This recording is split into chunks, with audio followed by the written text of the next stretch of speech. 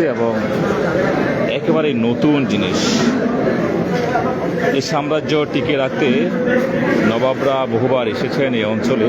এই সাম্রাজ্য ধরে রাখতে এখনও নবাবী হালে তারা বিভিন্ন সরঞ্জামাদি নিয়ে আসেন এবং এই সাম্রাজ্যকে ধরে রাখতে বিভিন্ন গ্রুপগুলো আধিপত্য বিস্তার করেন। মোহাম্মদপুর এই অঞ্চলটি একটি অঘোষিতভাবে একটি ভূখণ্ড বলা যেতে পারে, যে ভূখণ্ডের সাম্রাজ্য টিকে রাখতে হলে এসব মালামাল না হলে কখনো সে আধিপত্য, সে সাম্রাজ্য করে রাখতে পারবে না। এই সাম্রাজ্যের মালামালগুলো আপনারা বিভিন্ন ভিডিওতে দেখেছেন। বিভিন্ন ভিডিওতে আমরা যেসব দেশ জুড়ে আলোচনা তৈরি করেছিল সেসব ভিডিওতে আপনারা এসব মালামাল দেখেছিলেন এবং এগুলো দেখে আপনারা ভয়ে আতঙ্কে অনেকে এই সাম্রাজ্য ছেড়ে চলে গিয়েছেন। আসলে 19বিংশ শতাব্দীর আগে নবাবরা বিভিন্ন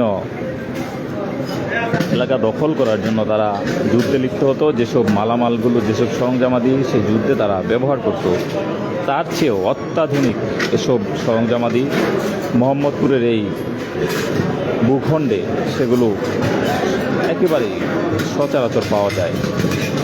এই ভূখণ্ডে যারা আসবে তারা সব কিছু দিয়ে, সব কিছু রেখেই খালি হাতে চলে যেতে হয়। কেউ যদি সেই ভূখণ্ডে এসে কোনো কিছু দেওয়ার না দিয়ে তারা যদি কোনো বাদ বিতণ্ডায় জড়িয়ে পড়েন, তাহলে এইসব সরঞ্জামাদি দিয়ে সেসব মানুষকে আপ্যায়ন করা হয়।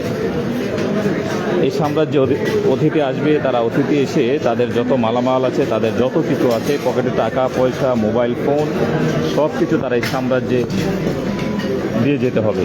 অন্যথায় সাম্রাজ্যের এই আধিপত্যে তাদেরকে দিলে না দিলে তারা এখানে কোনোভাবেই টিকতে পারবে না।